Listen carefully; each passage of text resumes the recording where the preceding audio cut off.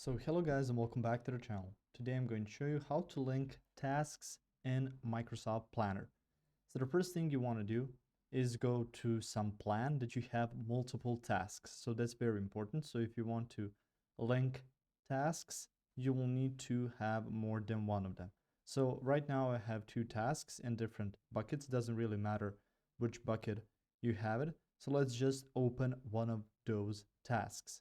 So if I click on here, you can see duplicate, assign to, label, add a note. You can see some of the other options like duration, completion percentage. You can see checklist, effort, and so on. So from here, you can see add dependency. So if you click on this,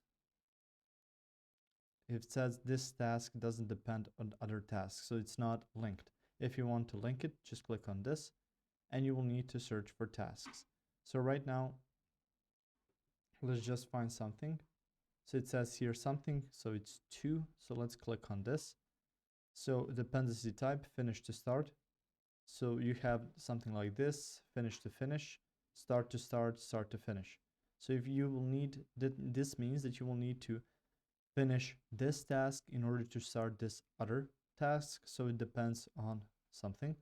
So you can even add more dependencies, and once you complete it, you can even connect it to some goals. So you can see you can connect tasks through here, but it's not really important right now.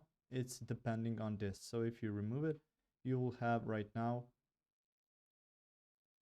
you can see it's a bit different. If you open it up, it says depends on. If you open this, it doesn't depend on any other task, but in order to be started, you will need to complete this one. If you found this information helpful or useful, you can like the video. You can also share the video. You can subscribe to the channel and click the notification bell to get notified about new videos on Microsoft Planner or some other topics you might enjoy as well. See you guys in the next one. Goodbye.